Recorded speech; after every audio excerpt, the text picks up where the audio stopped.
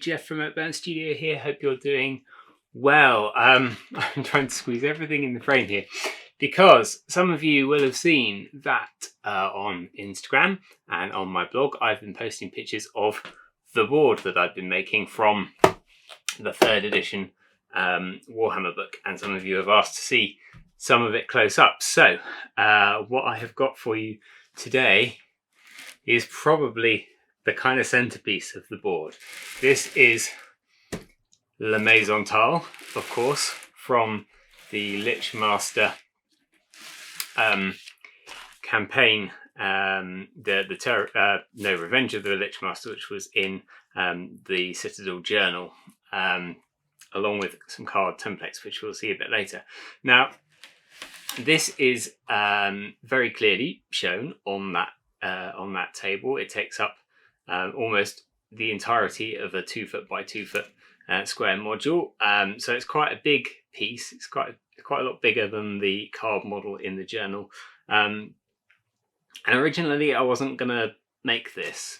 Although if you know me, you'll know that of course I was going to make it because it's a terrain it's a terrain piece and I love making terrain pieces. And there's no way that I was going to make that whole table and not do this piece. But this was a low priority for me, even though it's pretty significant on the board, because some of you from the Old Hammer community will remember Justin Coutange, who was a lovely guy. He was with us for a few years, or at least I knew him for a few years.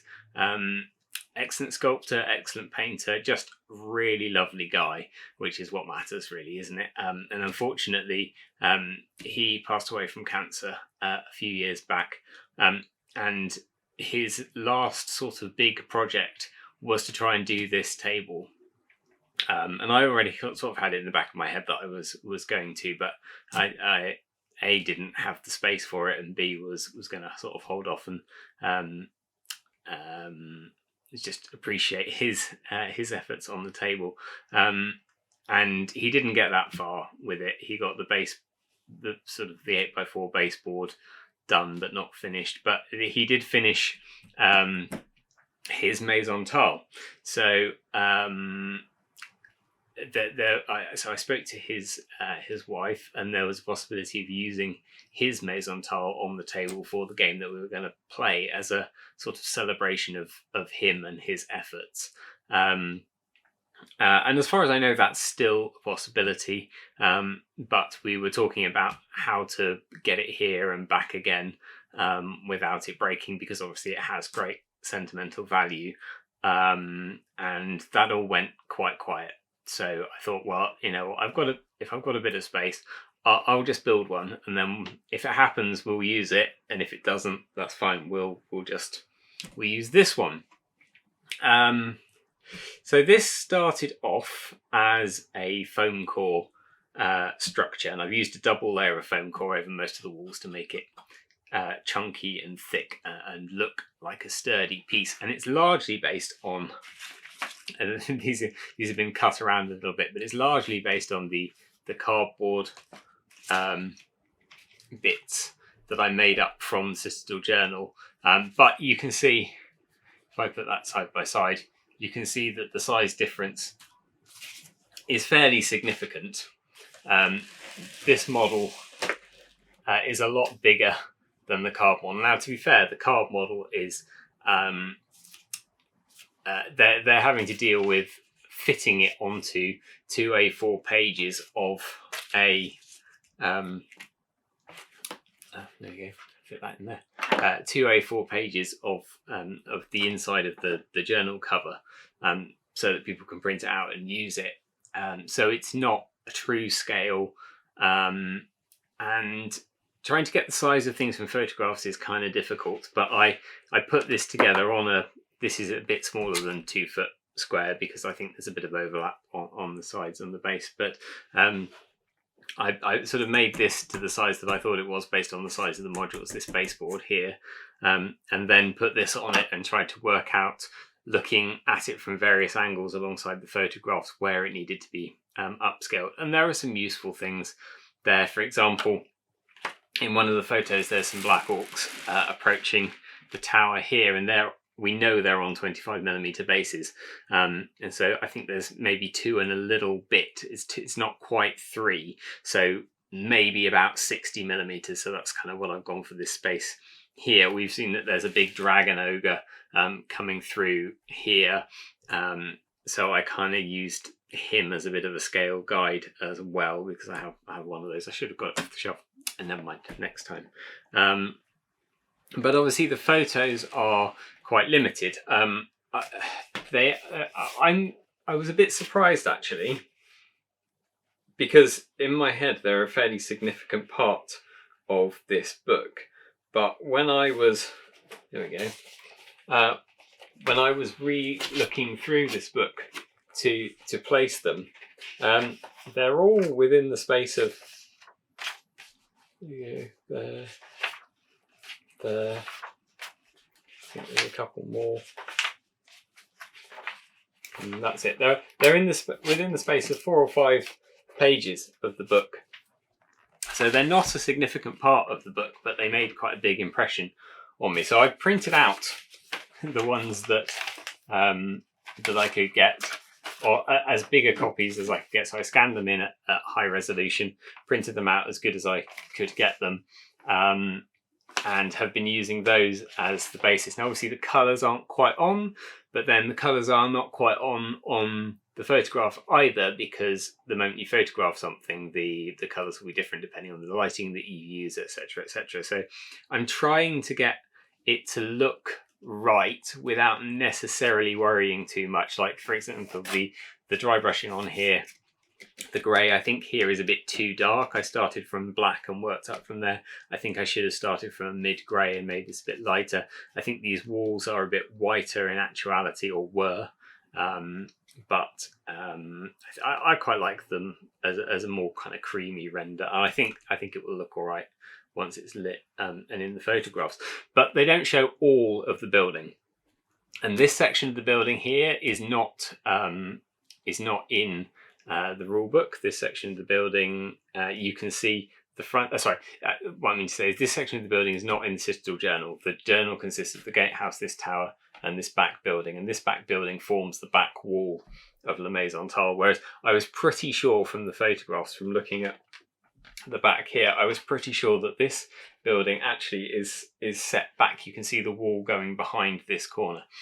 So I was pretty sure that this building is set into a kind of courtyard, and then there's an external wall that runs all the way around it. And this building is not part of the carved model in the journal, but you can see it quite clearly on the corner of the table in the picture. So I again had to work out the sizing and work out what was going on with that one.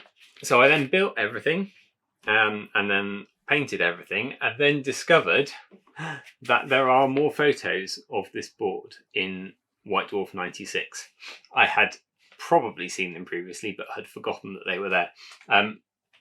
There's one here, if I can find it. There's the Warhammer Fantasy Battle advert, which clearly shows the same picture that I'd been working from previously, or one of them, but it's actually much clearer. And if it's the paper that the magazine is printed on, as opposed to the rulebook is printed on, but that's a much sharper image. It's a lot brighter image.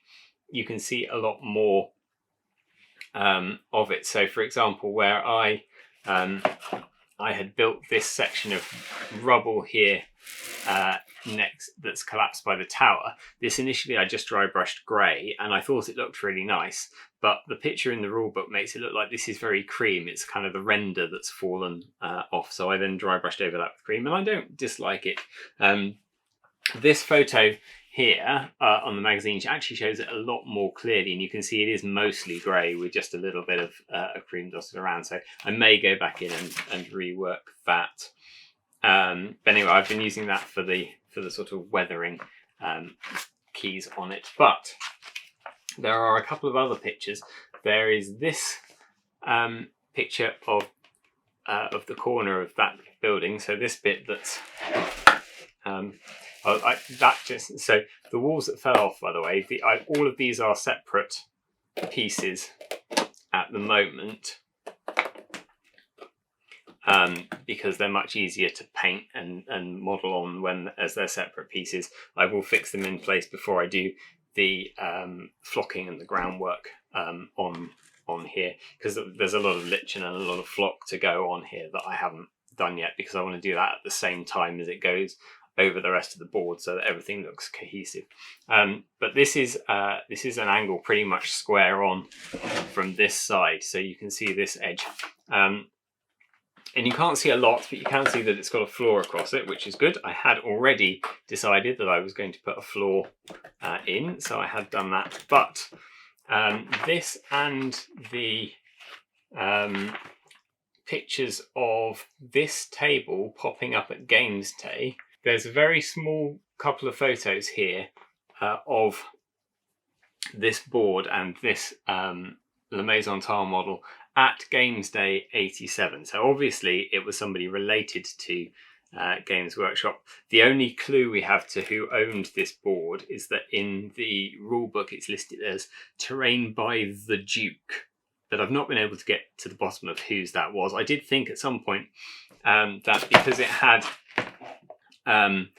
La Maison Taal, and because it had a lot of the Townscapes buildings that Dave Andrews produced, that maybe this was Dave Andrews' table and he did these buildings to then use as a basis to draw the card buildings, or that he then reworked them back from his card drawings. But I'm not sure that that's the case. I've not been able to get hold of Dave Andrews to ask him, but I think Dave Andrews is credited in the 3rd edition rulebook.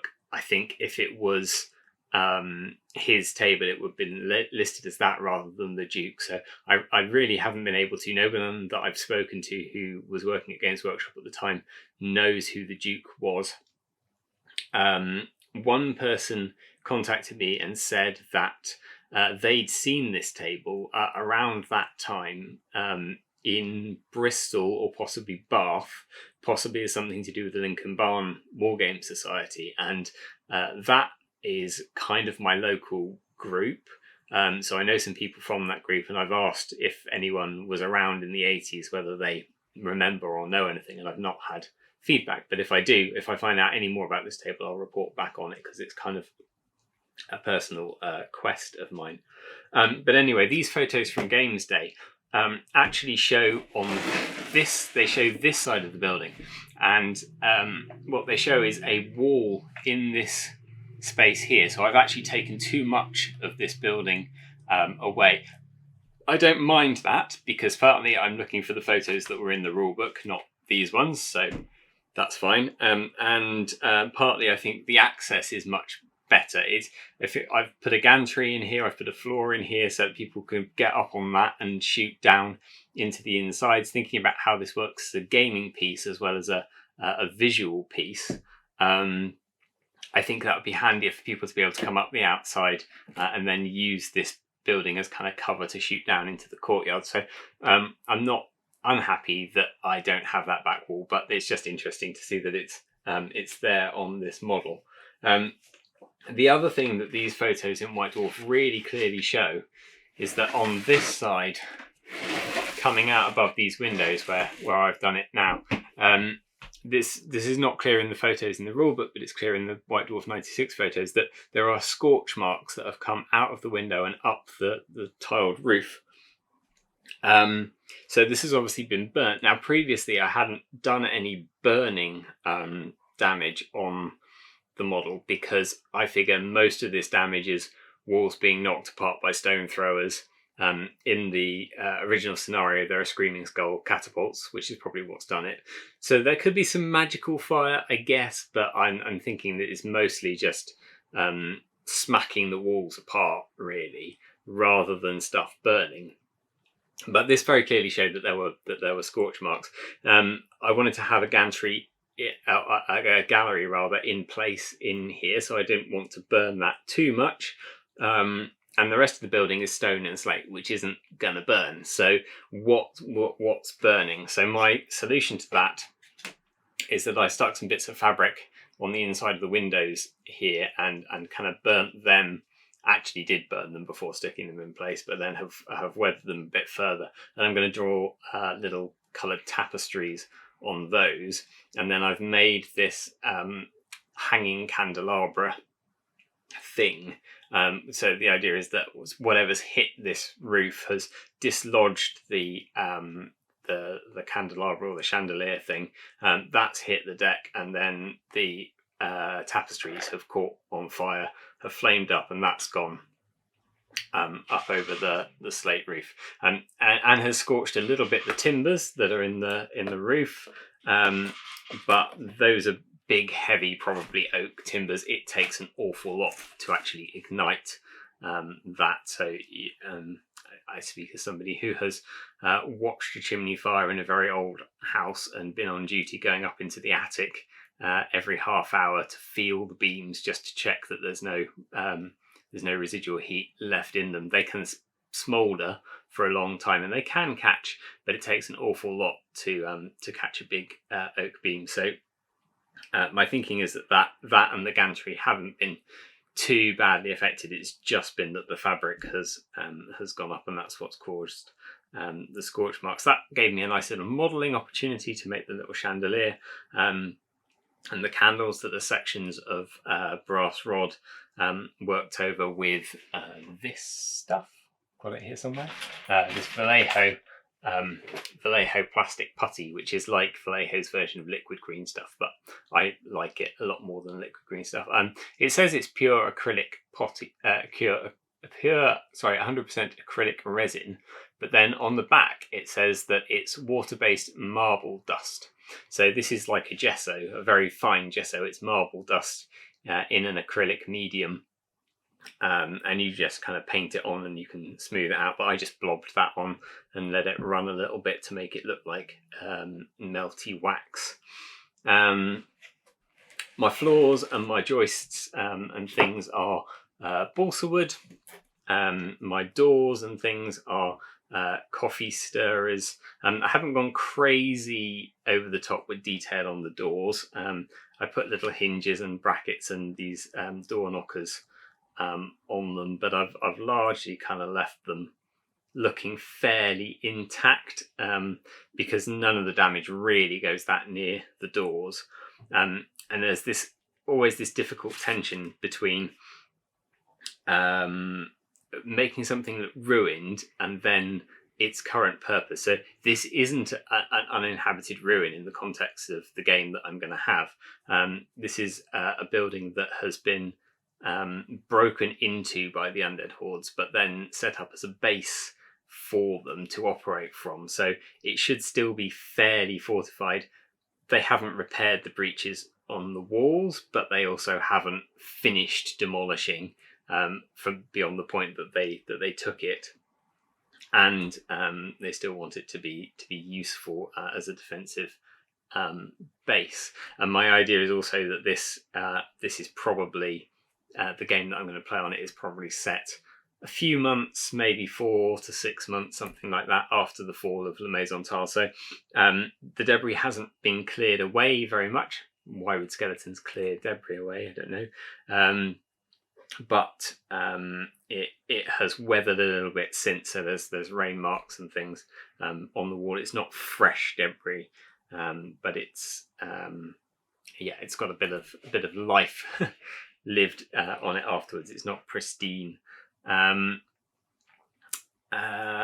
So interesting features. If I take these buildings away, these are all, as I say, built from foam core.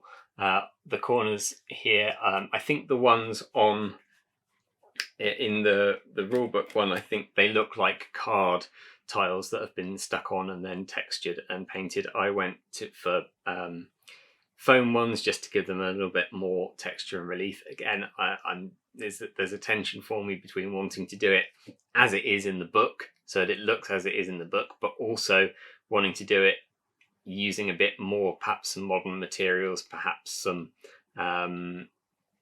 other techniques to make it look perhaps as realistic as I can. So I'm not going for super realism. I'm not going for exactly as in the. I'm sort of tensioning back and forth between the two. But anyway, I went for foam because I can crush them and give them a bit more texture. and I think they stand out a bit better. So I can remove these buildings. The other reason that I haven't stuck this in place yet is because I'm not sure exactly where this needs to be. It could be quite close to the wall, it could be a bit further back. I think it needs to be far enough back that you can get a base in between it and the wall. But basically I can move this around a bit. I've got a bit of flexibility, so when I've finished doing everything that I'm doing to it and I'm ready to stick this down, I will get a camera in kind of the right position as it is in the book, look through the screen, move this around until it looks like it's in the right place, and then fix it down so that hopefully I can replicate the shot at a later point. And same with this back wall.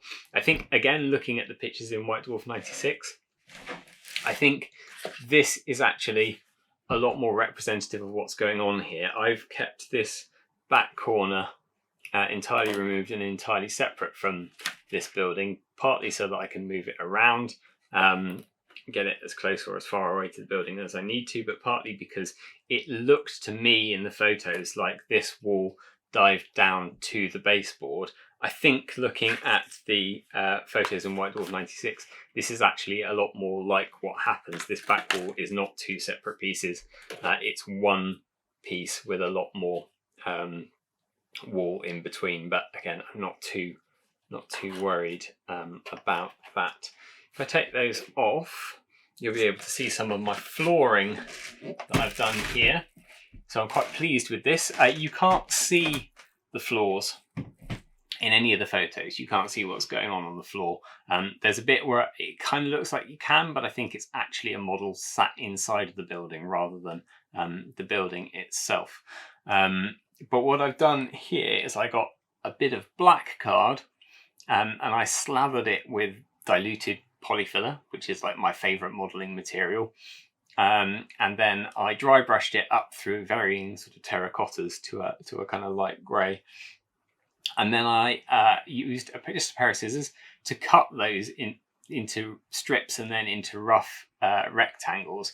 And then I mixed them up and then I've relaid them one rectangle at a time to give this kind of mottled, kind of Mediterranean looking, which I think fits with the architecture of the rest of it, kind of cobbled or paved courtyard. I didn't need to do this bit because however much this building moves, this bit is going to definitely be covered.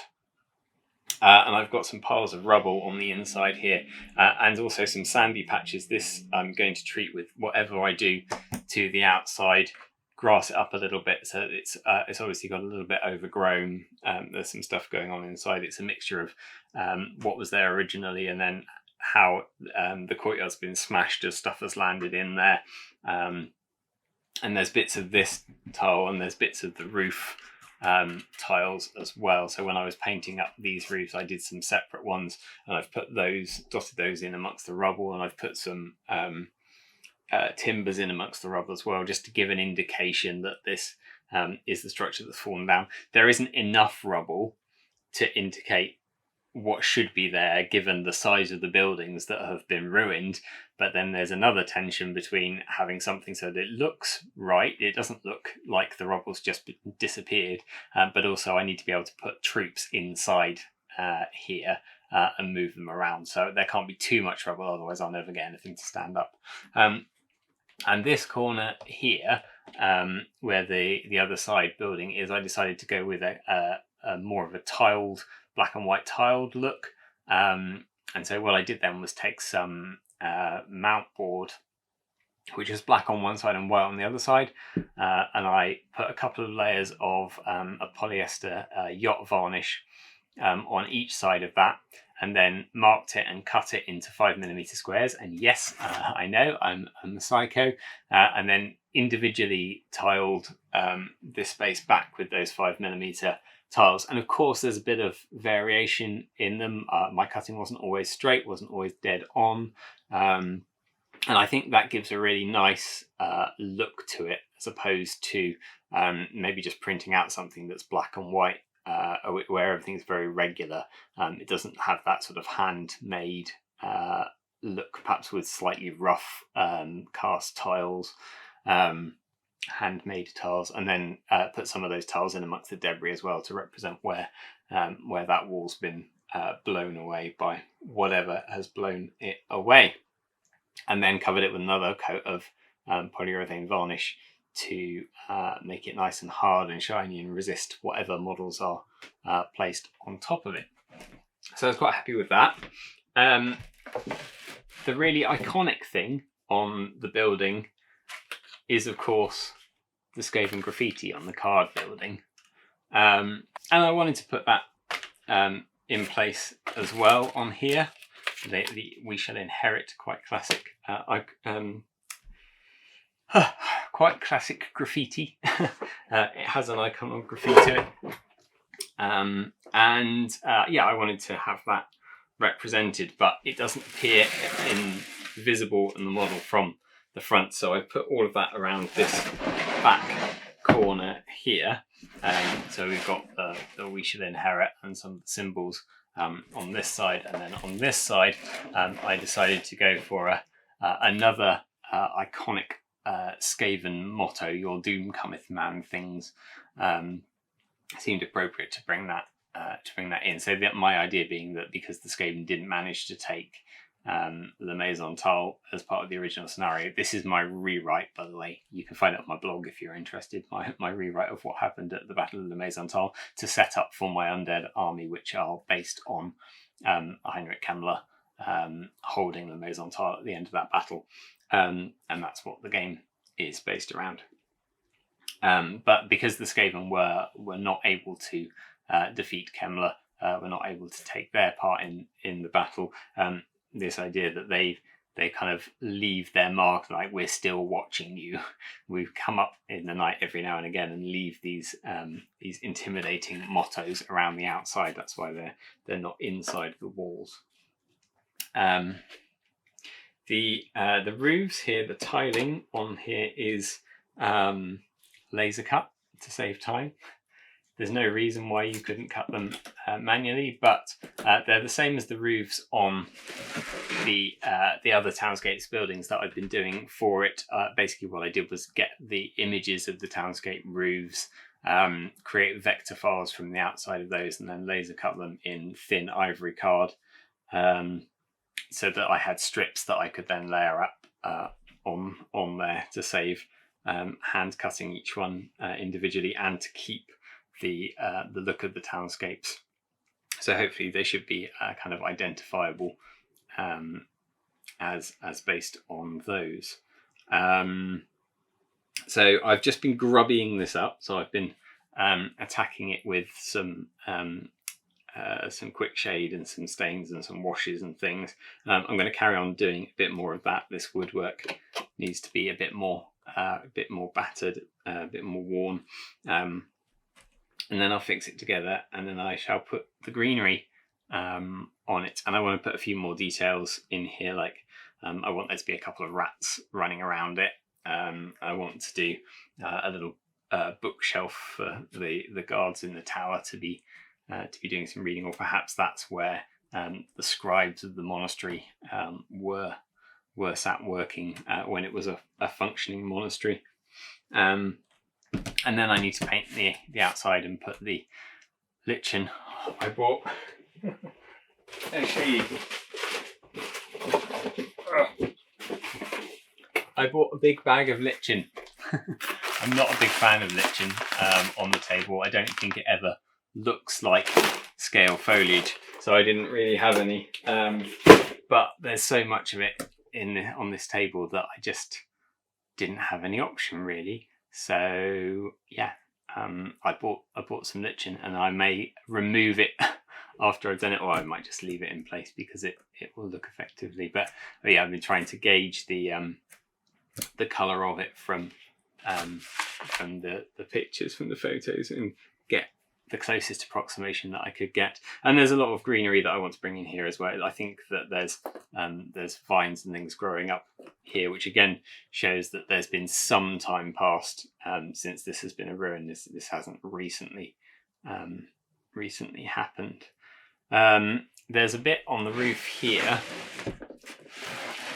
So this was giving me a bit of trouble from the photographs, because I was trying to get down to the level of the gatehouse like it is in the photograph and trace where this line came through and what was visible and what wasn't visible. And it would have cut off here. So actually this wall, this front wall that faces here, that's this bit on the card model. So I've gone for the upstairs door again and the kind of upper level here. This possibly isn't in existence on that La Maison Taal model, but I don't know. I think it shouldn't maybe not be there, or it's been partially demolished. But anyway, I've put it in, and I've had a void on the roof on this side, so I think it looks okay now from the right angles. But what I recently noticed was that although I've put the I always get this the wrong way around. I don't know if these are the joists or not. Anyway, this is the frame. I think I've put the wooden triangular frames in place here so that you can see those, but I haven't put the bars across that the tiles are actually pinned onto or nailed onto.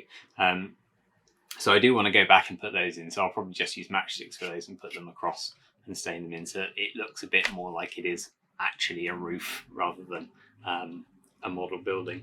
I was quite pleased with these windows on this side. You won't be able to see from here, but I'll take a closer photo. One of the students at work left behind some of the matte 3.0 super dark black paint, and I was really unimpressed with it. Not unimpressed, I was really cynical about it, I guess. It's like, this is gonna be rubbish. But I thought I would use it. This is actually just it's a solid panel behind here. You can kind of see it. Well, maybe you can't because I painted it black 3.0. I painted all of it black on the inside here, and it's actually done a really good job of making it look like it's in shadow, even though there is a solid wall there. It is really quite matte, and from maybe that distance away you wouldn't be able to tell that it wasn't just a void on the inside of the building. From up close you can, of course. And then I've put these little laser cut windows in the front here and pinned some wire mesh behind to give it a little bit of framework. And I think it looks quite nice. So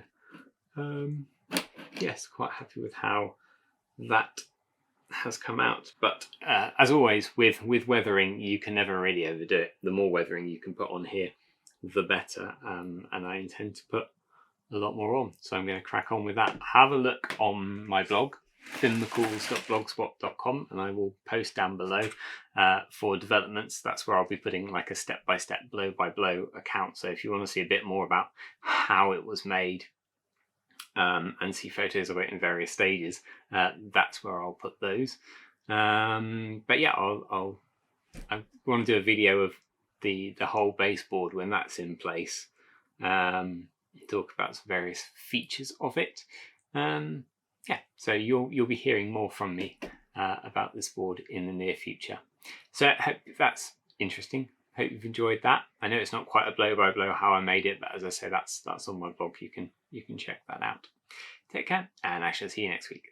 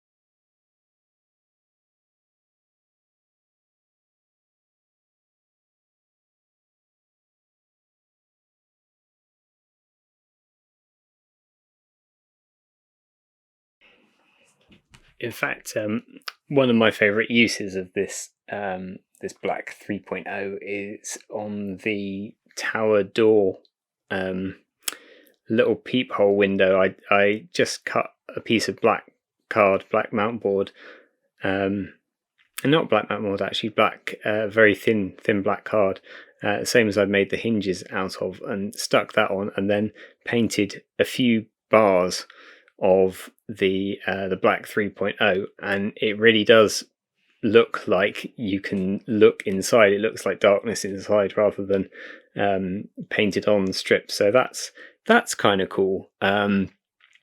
Having said that, I've played with this stuff now, and I don't think it would work as a for miniatures or anything that's going to get handled. It's quite fragile. It comes off, rubs off quite easily. But a couple of coats of that on some scenery that you don't want to be seen, yeah, it's quite a good effect.